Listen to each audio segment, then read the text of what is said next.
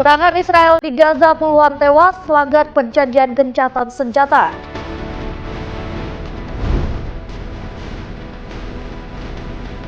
Kebakaran besar memakan ribuan korban.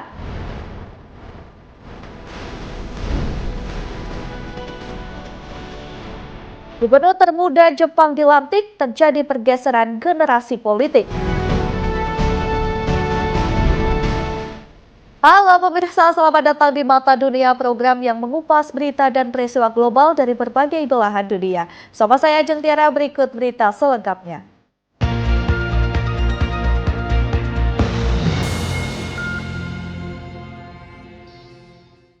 Kita awali dengan informasi yang pertama, pemirsa. Israel melancarkan serangan udara dan tembakan tank di jalur Gaza. Serangan ini menewaskan sedikitnya 23 warga Palestina, 6 diantaranya adalah anak-anak.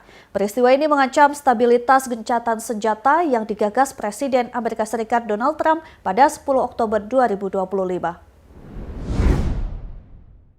Israel melancarkan serangan udara dan tembakan tank di jalur Gaza pada Rabu 4 Februari 2026. Serangan ini menewaskan puluhan warga Palestina. Dilansir dari Reuters, otoritas kesehatan setempat mengkonfirmasi dari total korban jiwa, 6 diantaranya adalah anak-anak. Insiden ini mengancam stabilitas gencatan senjata di wilayah kantong Palestina yang digagas Presiden Amerika Serikat Donald Trump pada 10 Oktober 2025. Sedikitnya 23 warga Gaza tewas dan puluhan lain terluka dalam serangan Israel sejak Rabu dini hari. Ini adalah serangan besar-besaran kedua sejak Board of Peace atau Dewan Perdamaian besutan Trump diresmikan 2 pekan lalu, semestinya membawa perdamaian ke Gaza. Gelombang baru serangan udara Israel menargetkan lingkungan Tufah dan Zaytun di kota Gaza, bagian selatan Khan Yunis dan Al-Mawasi. Wilayah-wilayah tersebut berada di dalam area seharusnya menjadi zona aman. Di Khan Yunis, helikopter Israel pertama menargetkan tenda, kemudian sebuah drone mengebom ambulan saat mengangkut korban luka.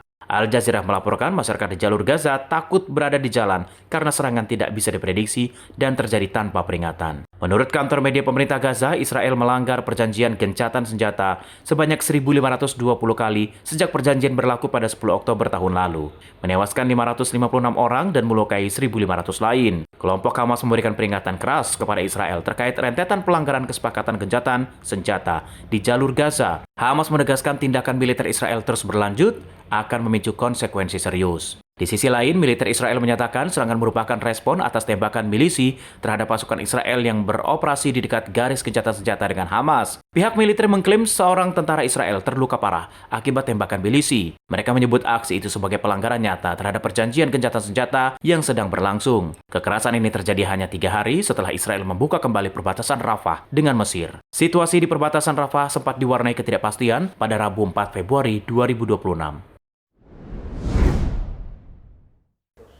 Informasi selanjutnya, Rusia, Ukraina, dan Amerika Serikat memulai negosiasi damai untuk menuntaskan perang hampir memasuki tahun keempat. Delegasi dari Ukraina, Rusia, dan Amerika Serikat berkumpul di Abu Dhabi, Uni Emirat Arab.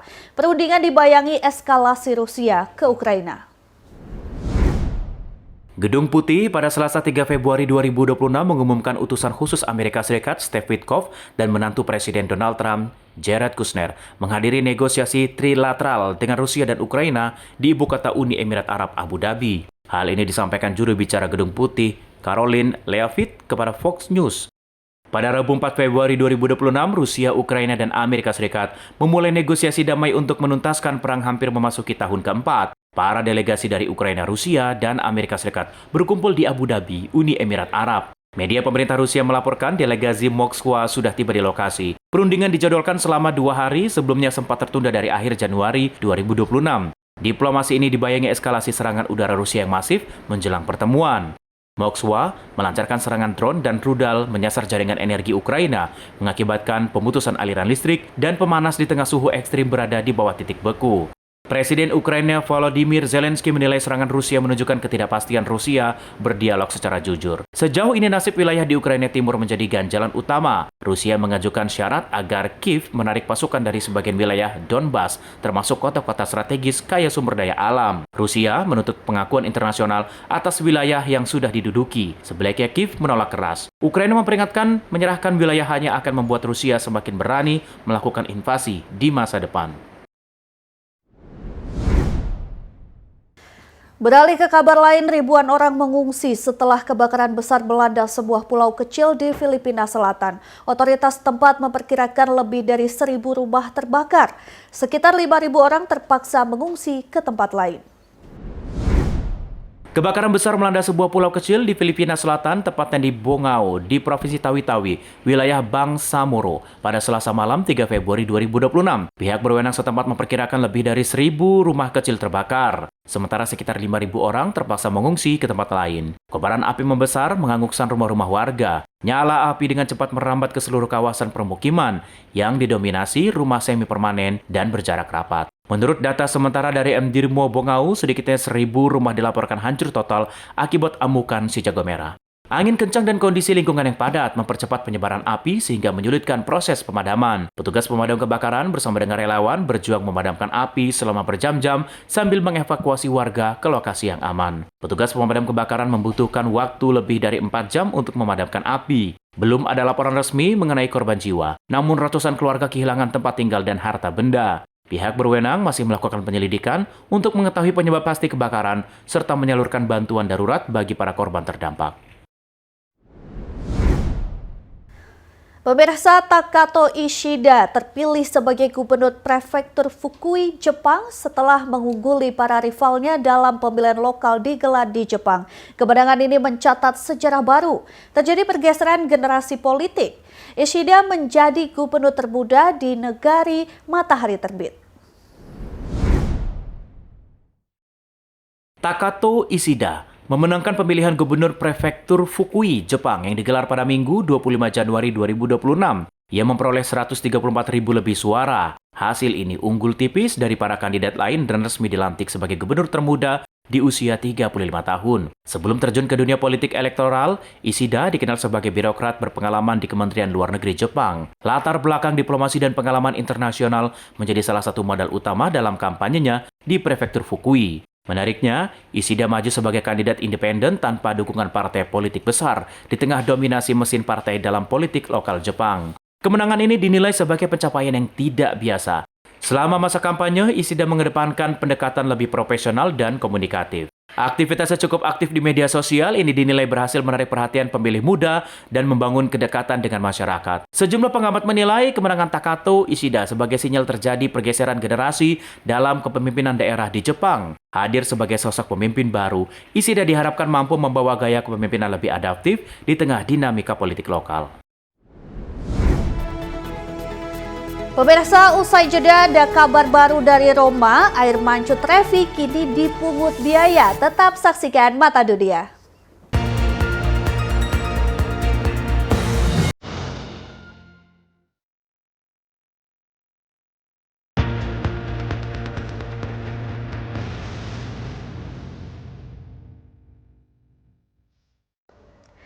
Terima kasih Anda masih bersama kami, pemirsa. Mulai Senin 2 Februari 2026 yang lalu, pelancong yang ingin melihat air mancur Trevi di Roma, Italia dari dekat harus membayar 2 euro atau sekitar Rp40.000 per orang.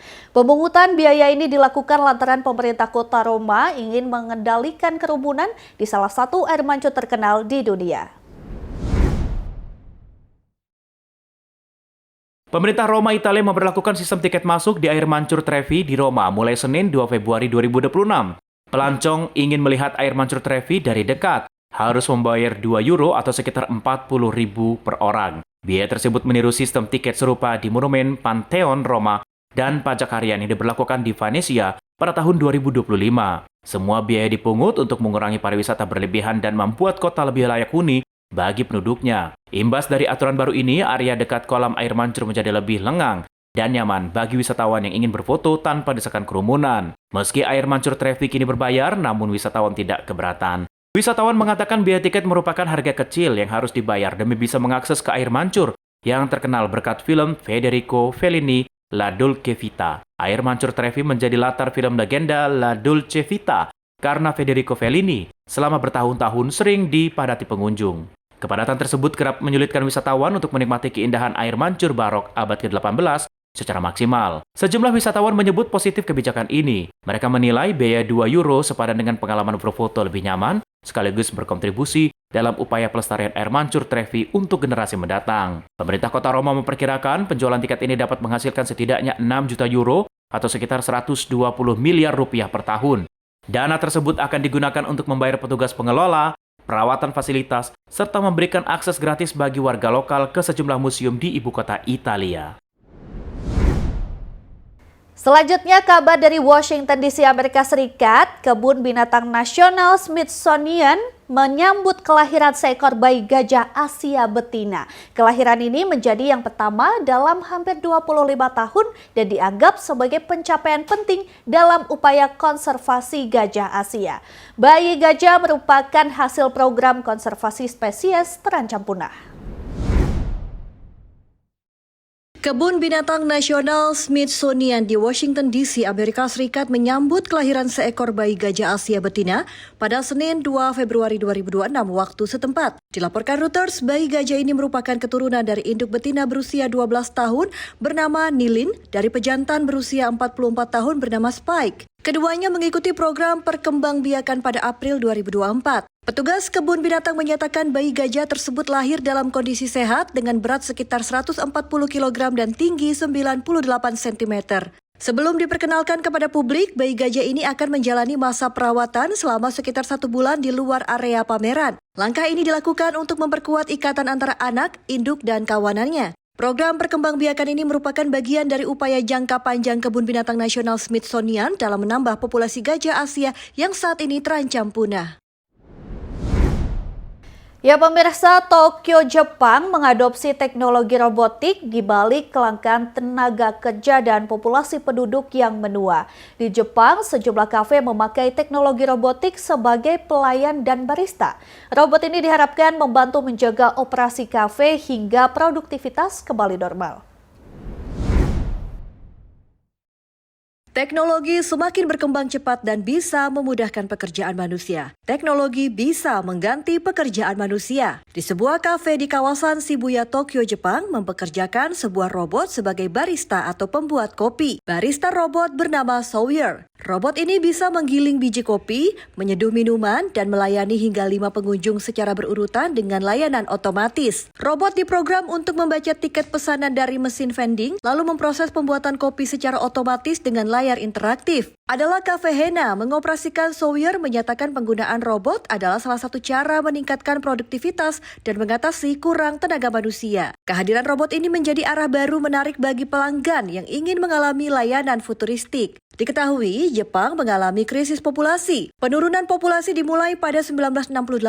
Data Kementerian Dalam Negeri Jepang dirilis Rabu 6 Agustus 2025 menunjukkan jumlah warga negara Jepang menyusut 908.574 orang atau 0,75% pada 2024 sehingga total populasi tinggal 120,65 juta jiwa. Dilaporkan Tokyo Weekender, Tokyo menjadi satu-satunya wilayah mencatat pertumbuhan meski tipis, hanya 0,13%. Sisanya seluruh prefektur mengalami penyusutan penduduk. Proyeksi pemerintah memperkirakan populasi Jepang akan jatuh di bawah 120 juta pada 2026. Jumlah penduduk Jepang memuncak pada 2009 di angka 127 juta. Sejak itu, tren kelahiran terus merosot. Perdana Menteri Jepang Shigeru Ishiba mengatakan penurunan populasi sebagai darurat yang tenang. Pemerintah memperluas kebijakan ramah keluarga seperti jam kerja fleksibel dan penitipan anak gratis. Populasi Jepang yang menua dan angka kelahiran rendah membuat banyak bisnis bergantung pada servis robot membantu operasi harian. Pasar robot layanan di negeri matahari terbit diprediksi akan meningkat hampir 3 kali lipat pada 2030 menjadi solusi teknologi bagi industri yang kekurangan pekerja manusia. Tak sekedar barista dan pelayan, beberapa kafe di Tokyo juga mengenalkan robot-robot unik yang dipilot secara jarak jauh oleh pekerja difabel, memberikan kesempatan kerja bagi orang yang sulit bekerja secara normal. Kabar berikutnya datang dari penyanyi Amerika Serikat Billie Eilish yang memenangkan Song of the Year di ajang penghargaan Grammy Awards ke-68 melalui lagu Wildflower. Kemenangan ini menjadi salah satu momen terbesar dalam perjalanan karir musiknya. Dalam pidato kemenangan, Billie Eilish memberi pesan menohok mengenai hak imigran dan petugas imigrasi dan Bea Cukai atau ICE Amerika Serikat.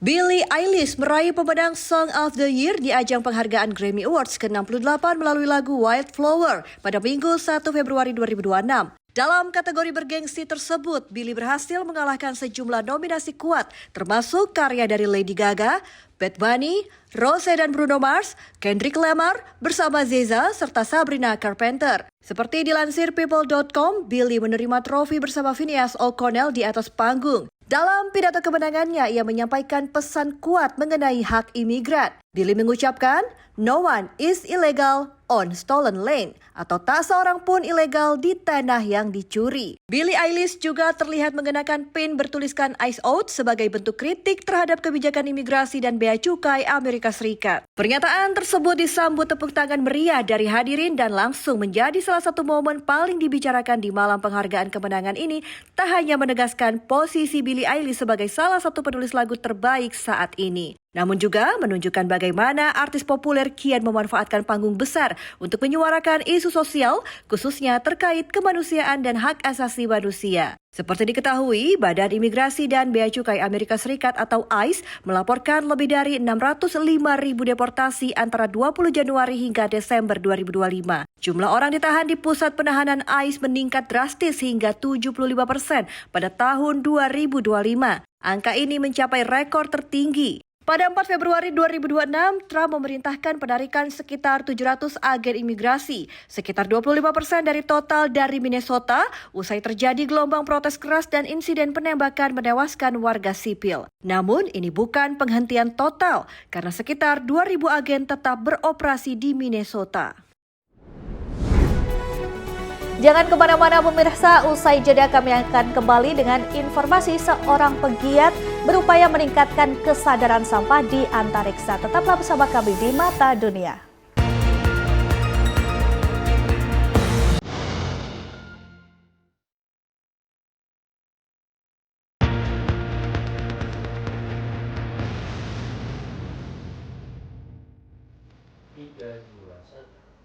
Anda kembali menyaksikan Mata Dunia. Pemirsa, Turki merupakan negeri berada di dua benua sekaligus, yaitu Asia dan Eropa. Dijuluki sebagai jembatan peradaban yang menghadirkan perpaduan antara sejarah, budaya, dan keindahan alam tiada duanya.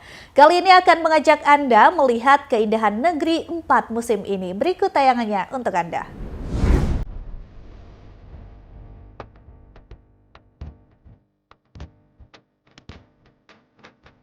Selamat datang di Kapadokia.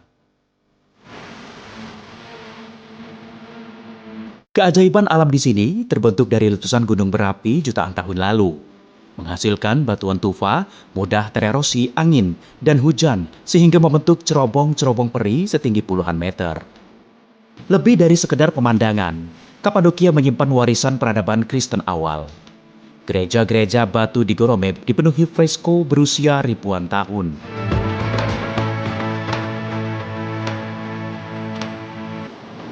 Sementara kota bawah tanah Derinkuyu mampu menampung hingga 20.000 orang sebagai tempat perlindungan dari serangan. Kini, Kapadokia menjadi salah satu destinasi wisata paling populer di dunia, terutama melalui pengalaman balon udara di pagi hari yang menampilkan panorama tak terlupakan. Yang paling unik, Kapadokia memiliki lebih dari 200 kota bawah tanah yang saling terhubung.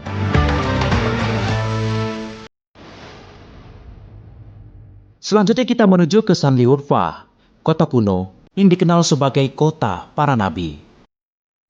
Disinilah legenda menyebut Nabi Ibrahim lahir. Tempat paling ikonik adalah Balik Ligol atau kolam ikan suci, dipercaya sebagai lokasi mukjizat ketika api digunakan membakar Nabi Ibrahim berubah menjadi air dan kayu menjadi ikan.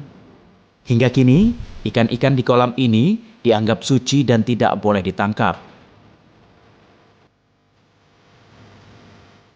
Selain kisah religius, Sanliurfa juga penting dalam sejarah peradaban. Kota ini dulu bernama Edesa, pusat literatur dan teologi Kristen Timur. Tak jauh dari kota, terdapat situs Göbekli Tepe, kuil batu berusia 11.000 tahun, disebut sebagai monumen religius tertua di dunia.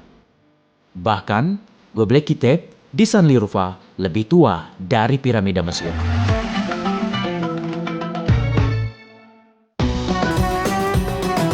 Perjalanan berakhir di timur jauh Turki di Provinsi Agri. Disinilah berdiri Gunung Ararat, gunung berapi tertinggi di Turki yang berketinggian 5.165 meter. Puncaknya selalu diselimuti salju, menjadikannya pemandangan dramatis di perbatasan Armenia dan Iran. Dalam tradisi Islam, Yahudi, dan Kristen, gunung ini dipercaya sebagai tempat berlabuh Bahteranuh setelah air bah besar. Kisah ini menjadikannya Ararat bukan hanya simbol geografis tetapi juga spiritual. Bagi para pendaki, Ararat adalah tantangan besar karena jalur cukup sulit dan hanya bisa didaki pada musim panas. Meski demikian, banyak yang rela menempuh perjalanan panjang demi mencapai puncak penuh legenda ini.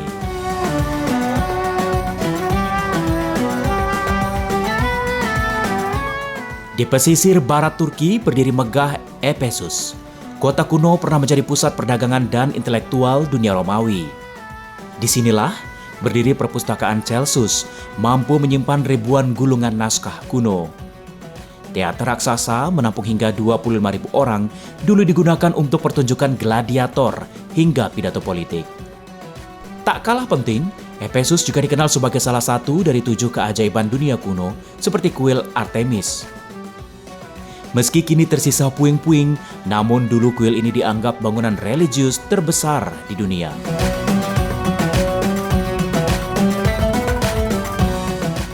Dari kota kuno menyimpan kisah peradaban, keajaiban alam penuh pesona, hingga gunung syarat legenda, Turki membuktikan sebagai jembatan antara sejarah, budaya, dan keindahan alam. Sebuah destinasi tidak hanya menyajikan pemandangan, tetapi juga perjalanan melintasi waktu. Tim Liputan, Berita Nasional TV.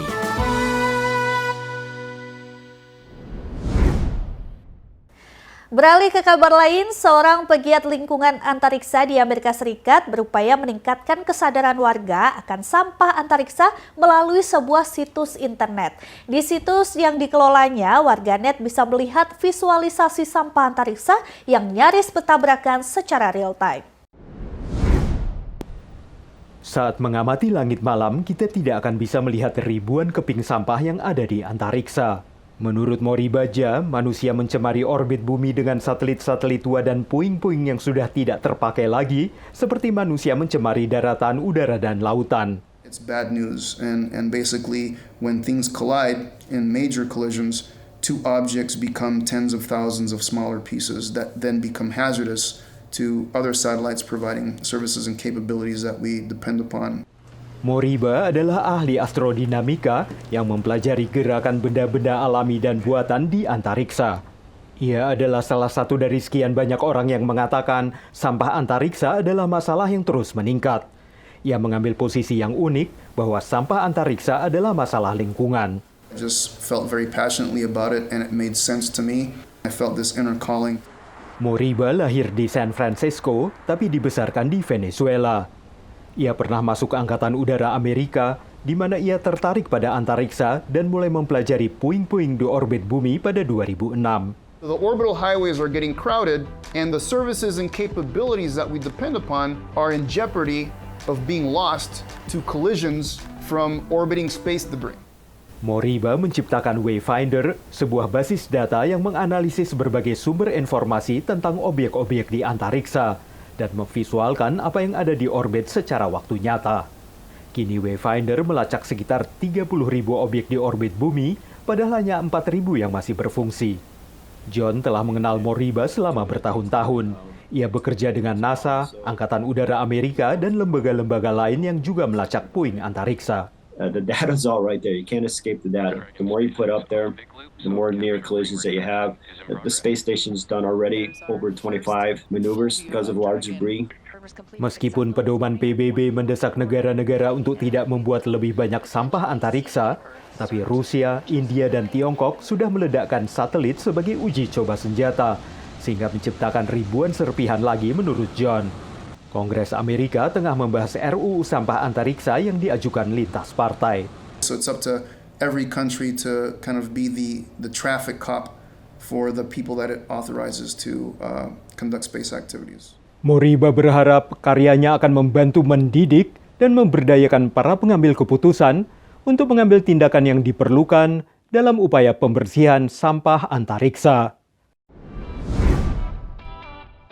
Pemirsa, demikian Mata Dunia kali ini. Terus saksikan Berita Nasional TV. Saya Ajeng Tiara beserta kru yang bertugas pamit undur diri. Terima kasih dan sampai jumpa.